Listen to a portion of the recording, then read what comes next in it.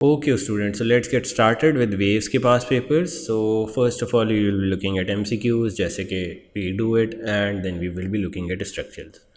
तो MCQs में क्या है, a sound wave reduces in intensity. अब बच्चों intensity का हमने क्या पढ़ा था, intensity is directly proportional to amplitude. Intensity reduce होगी तो क्या reduce होगा, amplitude reduce होगा, but maintains a constant frequency as it travels through air. Which statement is correct? The maximum displacement of the particle changes between one particle and the next particle.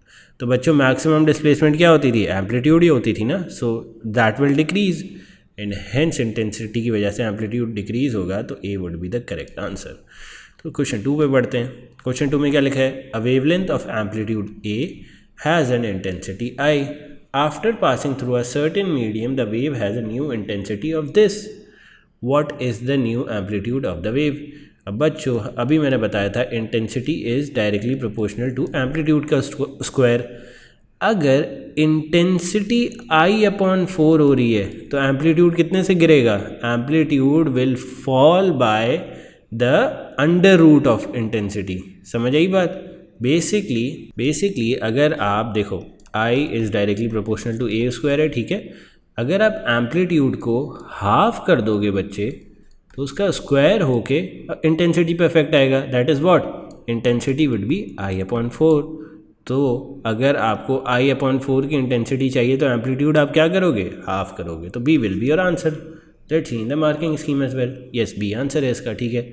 अभी again समझा देता हूँ मैं. देखो I is directly proportional to A का square, ठीक है बच्चों. अगर आपको A आप हाफ कर दो, ठीक है, तो उसका स्क्वायर जो होगा वो इफेक्ट आएगा ना इंटेंसिटी पे, because I is directly proportional to A का स्क्वायर. तो इंटेंसिटी क्या हो जाएगी बच्चों, I/4. सिंपल, ठीक है. तो इसलिए A/2 वॉज द आंसर. अच्छा, so let's move on to question number 3. Question number 3 में what do we have, a wave of frequency this travels at a speed of this through a medium. What is the phase difference between 2 points 2 metres apart. ठीक है, तो phase difference निकालने से पहले बच्चों we calculate the wavelength. V की जगह क्या रख देते हैं 24, एफ़ की जगह क्या आ जाएगा 15. वेव लेंथ किसके इक्वल आ जाएगी 1.6 मीटर. हमने क्या पढ़ा था बच्चों, 1 wavelength equals to a phase difference of what 2 pi. तो इसका मतलब क्या हो गया, 1 वेव लेंथ को मैं किससे रिप्लेस कर सकता हूँ, 1.6 metres is equal to a phase difference of 2 pi. तो 2 मीटर किसके इक्वल हो जाएगा, कितने फेज़ डिफरेंस के इक्वल, x के इक्वल. तो x will be equal to what after cross multiplying 2.5 पाई.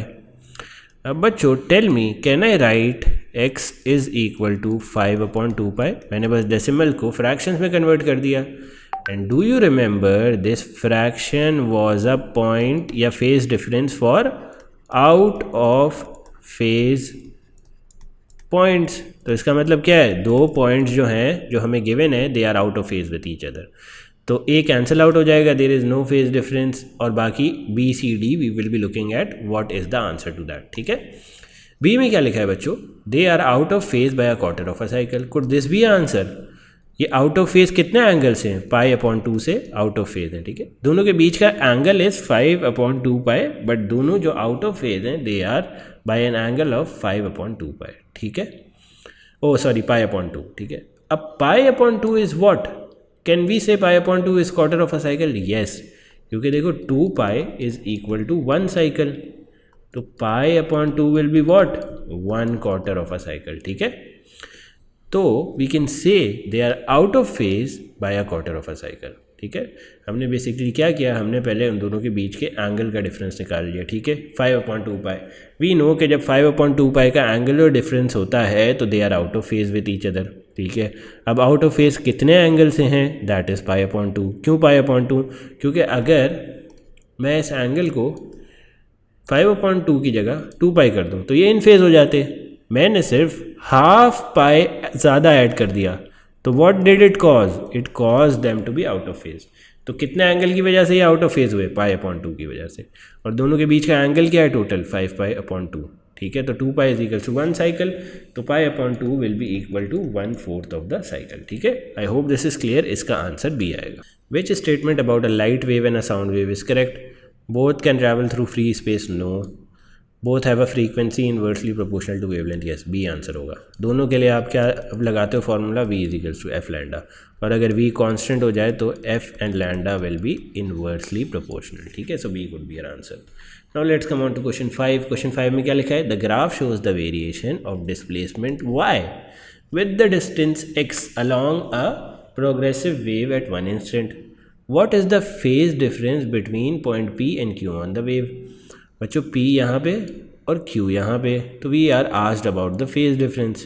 तो चलो फर्स्ट ऑफ ऑल मुझे बताओ, अगर P यहाँ पे तो यहाँ से लेकर यहाँ तक का फेज डिफरेंस क्या होगा?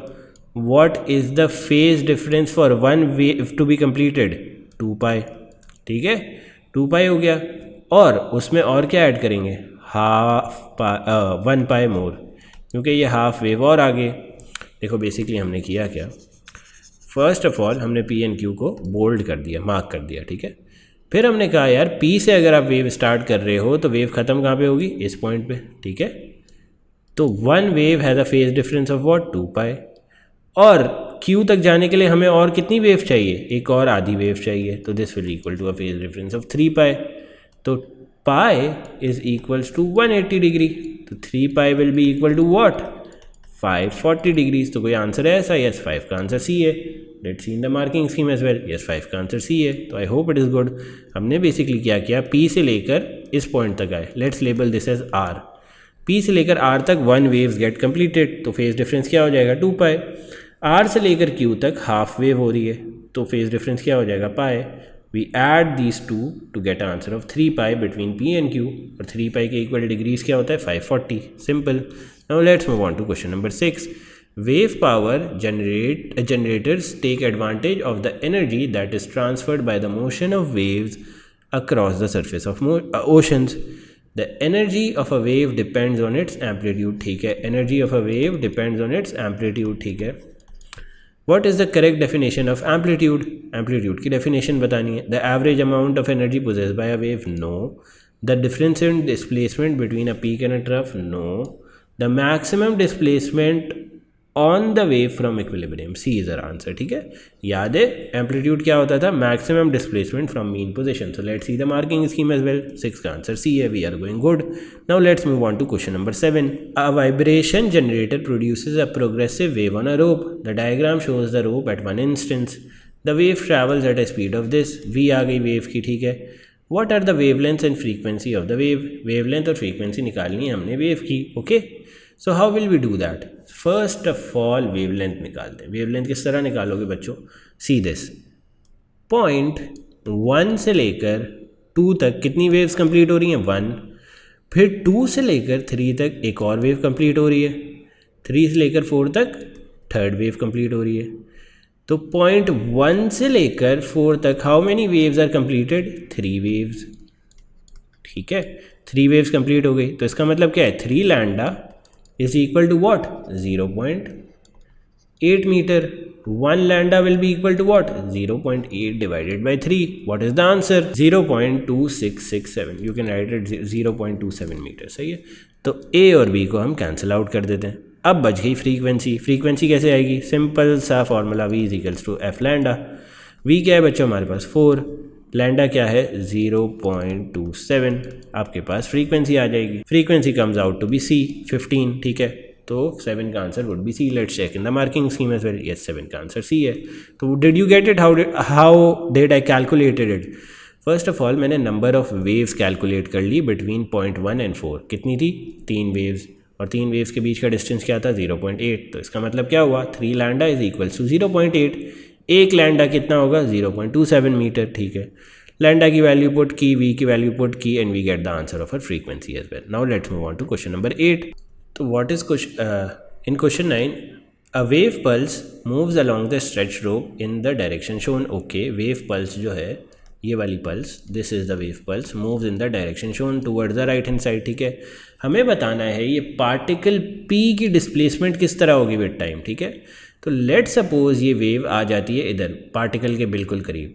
नाउ वंस पार्टिकल P जो है वो इस वेव पे जंप ऑन कर जाता है, लेट से पॉइंट 1 पे, ठीक है। तो उसकी इनिशियल मूवमेंट क्या होगी, टूवर्ड्स द टॉप साइड, ठीक है। टॉप साइड की मूवमेंट किधर किधर है, ए में नहीं है और सी में नहीं है, so both get cancelled out, B या डी में से कोई ऑप्शन होगा।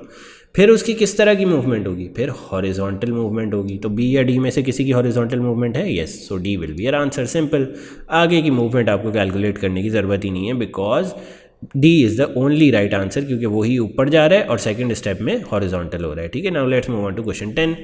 The displacement time graph for a layer of air in the path of a sound wave is shown, okay, which wave quantity is increasing. तो बच्चों आप देख रहे हो वेव्स जो हैं वो कंप्रेस होती जा रही हैं। इसका मतलब क्या है, एक वेव का टाइम कम होता जा रहा है, टाइम पीरियड इज़ डिक्रीजिंग। और हमने क्या पढ़ा था, frequency is equal to 1 upon time period. तो अगर टाइम पीरियड कम हो रहा है और फ्रीक्वेंसी और टाइम पीरियड इन्वर्सली प्रोपोर्शनल है, तो फ्रीक्वेंसी क्या होगा, फ्रीक्वेंसी विल इंक्रीज। तो कोई ऐसा ऑप्शन है फ्रीक्वेंसी का, यस, 10 का आंसर भी है। Let's see the marking scheme as well, yes 10 का आंसर भी है। Let's move on to question 11। Question 11 में what do we have, the diagram shows 2 waves R and S, okay, wave R has an amplitude of 8 centimeters, ठीक है, wave R की amplitude क्या है, 8 centimeters, and wave and a period of this, ठीक है, wave R की amplitude ये है एंड पीरियड ये आ गया हमारे पास, time period. What are the amplitude and periods of wave S, ठीक है, वेव एस कौन सी है बच्चों, let me mark it, wave S को मैं मार्क कर रहा हूँ इन रेड, ठीक है, this one is wave S, ठीक है, और वेव आर कौन सी है जिसको मैं जिसकी हमें चीज़ें गिवन है, दैट इज दिस वन, ठीक है, लेट मी कंप्लीट इट, ठीक है, ये मैंने थोड़ा सा गलत बना दिया, दिस इज वेव आर, ये वाली ब्लू वाली, ठीक है। तो हमें क्या गिवन है बच्चों, वेव आर का जो एम्पलीट्यूड है दैट इज़ 8 सेंटीमीटर, ठीक है, और वेव आर का जो टाइम पीरियड है that is 30 milliseconds, okay. Now we have to calculate the time period for wave S, जो मैंने रेड में मार्क की हुई थी। आई हैव इरेज्ड दिस ताकि मुझे थोड़ी सी जगह मिल जाए। तो बच्चों वेव आर जो है वो एक टाइम में जो टाइम पीरियड है उसका, उसमें वो कितनी वेव्स ट्रैवल कर रही है, देखो वेव आर जो है ये 30 मिली सेकेंड्स ले रही है from going point B to A. कौन सी है भाई wave R, wave R is which colour did I use, I have forgotten it. तो वेव आर को हम रिप्रेजेंट कर देते हैं रेड से, ठीक है, wave R is red, let me write it here, wave R is red and wave S will be what, let's do it with blue, ठीक है, वेव एस ये वाली है, छोटी वाली वेव एस है एंड बड़ी वाली इज वेव आर, तो वेव एस इज ब्लू, ठीक है, let me erase this as well. तो हमें ये पता है यार वेव आर जो है टाइम पीरियड 30 मिली सेकेंड्स में एक वेव कंप्लीट हो रही है, तो ये जो बी पॉइंट का टाइम पीरियड होगा बच्चे ये कितना होगा, टाइम कितना होगा, द 30 मिली सेकेंड्स, ठीक है। अब अगर गौर से देखो तो 30 मिली सेकेंड्स में ब्लू वाली वेव कितनी वेव्स कंप्लीट कर रही है, कैन समबडी टेल मी, कितनी वेव्स कंप्लीट कर रही है ब्लू वाली वेव इन 30 सेकेंड्स। एक तो ये हो गई 1 wave, then second wave, then a third wave, तो 3 waves of S get completed in how many time, 30 milliseconds. तो एक वेव कितने में कंप्लीट होगी, 10 मिली सेकेंड्स, तो टाइम पीरियड क्या हो जाएगा 10 मिली सेकेंड्स, तो ये 90 वाले options will get cancelled out, okay.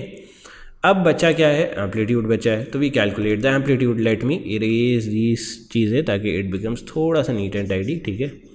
अब एम्पलीट्यूड का बच्चों आपको क्या लग रहा है, if you take a scale and measure this amplitude, ठीक है, ये वाला amplitude, and then you measure this वाला amplitude, तो you will find out they are roughly half, amplitude half है, तो amplitude of R क्या था 8 सेंटीमीटर, S का क्या हो जाएगा 4 सेंटीमीटर, तो C will be your answer। let's see 11 का आंसर क्या है, 11 का answer is C। now let's move on to question 12। What is the relationship between the amplitude of a wave and its intensity? क्या पढ़ा था, intensity is directly proportional to amplitude, तो is there something written like this? No, हाँ ये है option एक, अच्छा अगर मैं इस पूरे फॉर्मूला को स्क्वायर रूट में डाल दूँ, ठीक है, तो क्या हो जाएगा, under root intensity is equals to amplitude, तो ऐसा कोई ऑप्शन है, yes C is your answer. Let's move on to question number 13. Question number 13 में क्या लिखा है बच्चों?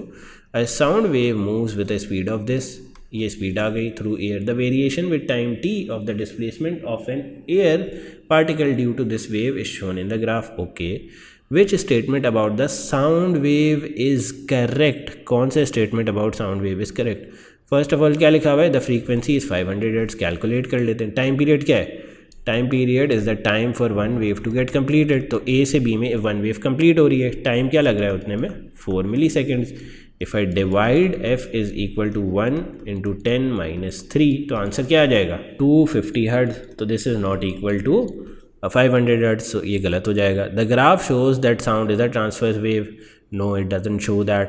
The intensity of the wave will be doubled if its amplitude is increased by 0.4 millimetre. ये भी आंसर नहीं हो सकता क्योंकि देखो अगर एम्पलीट्यूड को आप डबल कर रहे हो, ए को 2a कर रहे हो, तो इंटेंसिटी क्या हो जाएगी? i से 4i, क्योंकि intensity is directly proportional to a का square.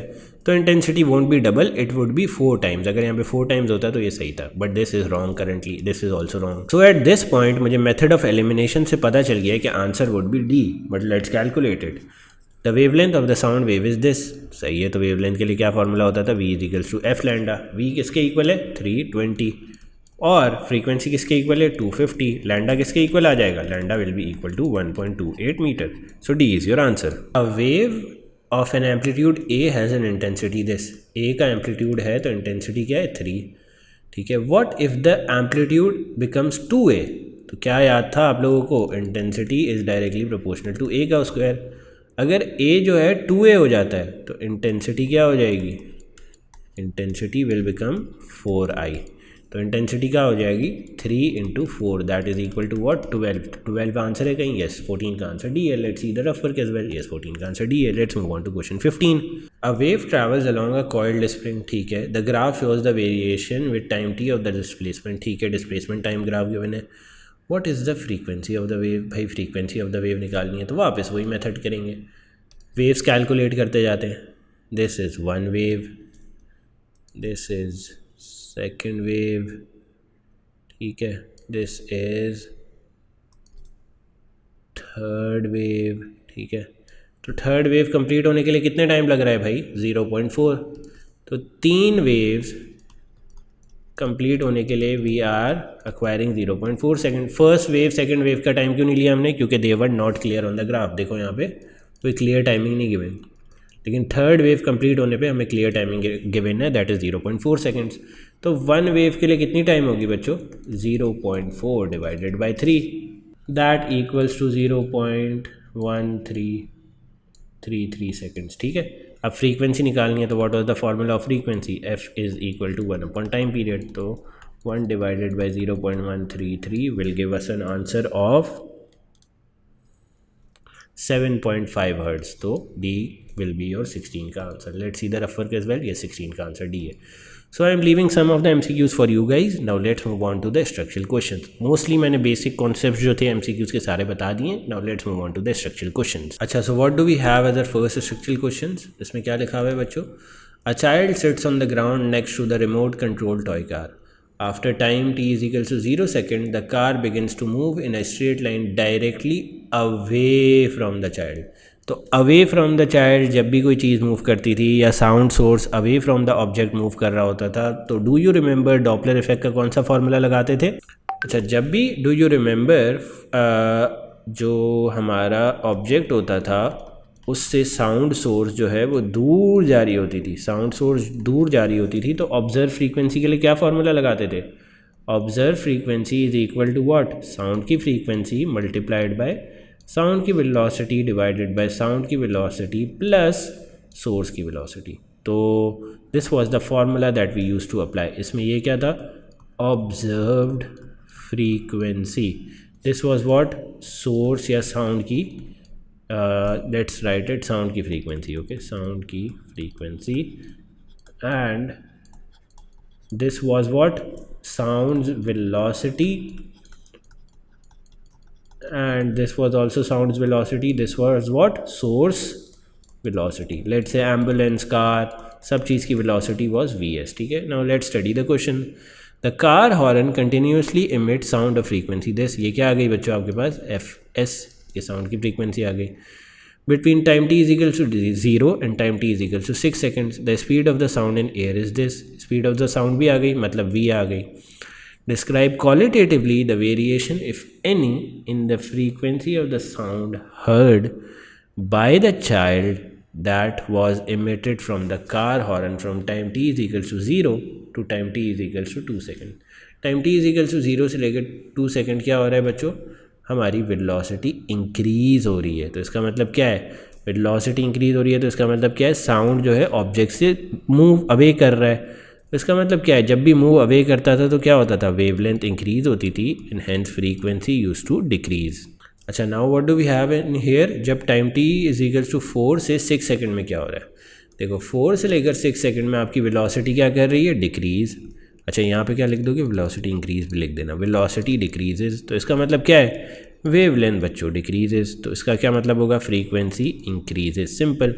Determine the frequency to 3 significant figures of the sound heard by the child that was emitted from the car horns at time T is equals to 3 second. भाई वो कह रहा है कि observed frequency निकालो, ठीक है, at what time, T is equals to 3 seconds.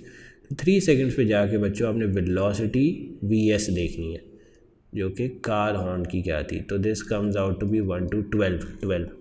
तो what do we have all the values, yes we have all the values. F S हमें क्या गिवन थी, इट वाज 925 हर्ट्ज़. ओहो, let me write it correctly, 925 hertz, ठीक है. And velocity of sound we क्या थी हमारे पास, 338 ms-1. और वी एस क्या थी, साउंड ऑफ द कार क्या थी, साउंड ऑफ द कार ये, yes sound of the car क्या थी, 12 ms-1. तो V S is equal to 12 ms-1. Now we just apply the formula that was written above. F naught is equals to fs into v divided by v plus vs. fs क्या है बच्चों, 925 multiplied by v क्या है, speed of sound 338 divided by what, 12 plus 338. This will give you answer of what? This will give you answer of 893.3 hertz. ठीक है, so this will be your answer for the frequency. Determine the time taken for the sound emitted at t is equals to 4 seconds to travel to the child. ठीक है भाई, t is equals to 4 second पे जो sound emit हो रहा है मुझे बताओ वो child पे कब पहुँचेगा. ठीक है, तो we have to determine the time for the sound emitted at t is equal to 4 second to travel to the child. ठीक है, तो let's visualize the scenario. हो क्या रहा है, both the toy car and the child were at the same position at t is equal to 0. फिर toy car move करना शुरू करी अपनी जर्नी में and it reached here, let's say point B. जब क्या हुआ, t is equal to 4 seconds. तो बच्चों ये हमारे पास ग्राफ कौन सा है, वेलोसिटी टाइम ग्राफ. तो बॉय और कार के बीच का डिस्टेंस हम निकाल सकते हैं by calculating the area under this graph. Yes, तो ये क्या है, area of trapezium 1/2 plus sum of parallel sides क्या है, 4 + 2. 4 + 2 into what is the height, 12. So what will be the answer, 16 is equal to 36 meter. तो बच्चों toy car और child के बीच का डिफरेंस क्या आ गया, 36 मीटर. और हमें स्पीड ऑफ साउंड क्या पता है, 338 मीटर-1. And if I know the distance, let's say here distance हमारे पास आ गया 36 मीटर. स्पीड ऑफ साउंड क्या थी, let me recheck it again. Speed of sound क्या थी, 338 ms-1.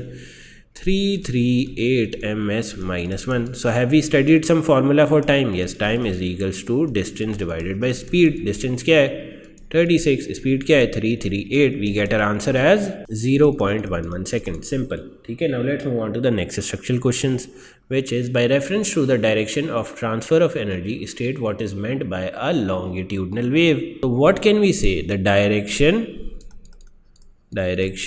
of disturbance, मतलब disturbance अगर आप राइट लेफ्ट पे करोगे तो direction of disturbance is parallel to the direction in which the energy transfer. सही है, लॉन्गिट्यूडनल वेव में क्या होता था, in which the energy transfer, let me write it completely, ठीक है। तो लॉन्गिट्यूडनल वेव में क्या होता था, अगर आप लेफ़्ट राइट मूव कर रहे हो अपना हैंड तो वेव भी राइट साइड पे ट्रैवल कर रही है और एनर्जी भी राइट साइड पे ही ट्रैवल कर रही है, ठीक है। A vehicle travels at constant speed around a wide circular track, ठीक है। Vehicles travel along a wide circular track, it continuously sound its horn, ठीक है, कंटिन्यूसली अपना हॉर्न बजाते जा रही है। Which emits a single note frequency, frequency भी आ गई हॉर्न की, तो this is what F S, sound की फ्रीक्वेंसी क्या आ गई 1.2 kilohertz. An observer a large distance away from the track as shown in the view from above, एक यहाँ पे ऑब्जर्वर खराब है, okay. Figure 4.2 shows the variation with time of the frequency, अच्छा फ्रीक्वेंसी वेरी कर रही है of the sound of the horn that is detected by the observer. तो बच्चों ये किसका ग्राफ है, फ्रीक्वेंसी ऑब्जर्व का, क्योंकि ये ऑब्जर्वर की फ्रीक्वेंसी वर्सेस टाइम का ग्राफ है, ठीक है। The time taken for the vehicle to travel once around the track is T, भाई जो व्हीकल को टाइम लग रहा है ये पूरा चक्कर काटने में, this whole circle is time T, ठीक है। तो लेट्स सी हमसे आगे क्या पूछा हुआ है, explain why the frequency of the sound detected by the observer is sometimes above and sometimes below 1.2 kilohertz. तो इसका सिंपल सा आपको पता है क्या बोल रही है, ये डॉपलर इफेक्ट डिफाइन करने, you can write here that the car is moving relatively to the stationary observer, to the stationary observer, ठीक है। when the car is moving towards the observer,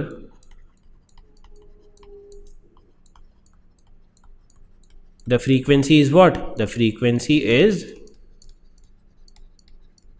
greater than 1.2 kilohertz. और similarly आप वो बता दो कि when it is moving away from the observer the frequency is less than 1.2 kilohertz. State the name of the phenomena shown in B.1 Doppler effect. कितनी दफ़ा पढ़ा है Doppler effect? On figure 4.1 marked with letter X the position of the vehicle when it emitted the sound that is detected at t. So basically we have to mark the position at time t, ठीक है, of car. तो time t पे बच्चों क्या हो रहा है, maximum frequency आ रही है, ठीक है। तो मैक्सिमम फ्रीक्वेंसी का मतलब क्या है कि the car must be moving straight to the observer, ठीक है। तो ये कब होगा, ये कब होगा, this only happens when the car is at the top of the circle, और जब आप इसका टेंजेंट बनाओगे when it is at the top of the circle then only the car would be moving directly towards the observer, या इसका sound will be moving directly towards the observer giving you the highest frequency, ठीक है। Now let's move on to the next question. On figure 4.1 mark with the letter Y the position of the vehicle when it is emitted the sound that is detected at time 9/t4। अच्छा 90/4 कौन सी जगह होगी, 1 2 3 4 5 6 7 8 9 10, these are basically 20 boxes. 20 boxes represent 1t, ठीक है। तो 1/4t will be represented by what, 1/4t will be represented by 5 boxes. So let's move forward 5 boxes from t, 1 2 3 4 5। तो अगर t से मैं 4 बॉक्सेस आगे मूव करता हूँ तो what do I get the value of frequency, it is 1.2, ठीक है। 1.2 का मतलब ये है कि ना ही जो ऑब्जेक्ट है वो इसके टूवर्ड्स मूव कर रहा है, ना ही इसके अवे मूव कर रहा है। तो where does this happen, this happen at this point. यहाँ पे किधर मूव कर रहा होगा ऑब्जेक्ट, इधर डाउनवर्ड। तो ना ही it is moving towards the right side not the to the left side. तो this will be the place जिधर आपकी वेलोसिटी या वेयर आपकी फ्रीक्वेंसी इज एग्जैक्टली 1.2 हर्ट्ज, ठीक है। So this is position x, this is position y, simple, ठीक है। Now let's move on to the second question. The speed of the sound in air is this, use figure 4.2 to determine the speed of the sound in vehicle B, ठीक है, vehicle in part B, ठीक है। Vehicle in part B में आपको speed of the, अच्छा आपको basically निकालना ही है, आपको व्हीकल की स्पीड निकालनी है, मतलब आपको क्या निकालना है, आपको VS निकालना है, ठीक है। स्पीड ऑफ द साउंड आपको ये गिवन है। ओके, तो what can you do, you can apply Doppler effect का formula when the source is moving towards the object. वो क्या था, F nought is equals to F S, that is frequency of sound into what, into velocity of sound divided by velocity of sound minus velocity of source। frequency observe की जगह क्या रख दो, 1.4 kilohertz, 1.4 into 10⁻³ frequency of sound की जगह क्या रख दो, 1.2 into 10⁻³ into velocity of sound क्या बच्चों, 320 divided by 320 minus V S. इसमें कौन सा अननोन है, इसमें सिर्फ वी एस अननोन है, that is the velocity of the car. If you rearrange this, velocity of car comes out to be 46 metres minus 1। So this basically marks the end of waves के पास paper. In the next class you will be seeing superposition के पास papers. I am also attaching 1 to 2 more structural questions for your practice. You can see it at your home, or if you still don't get it, you can ask me in the comments.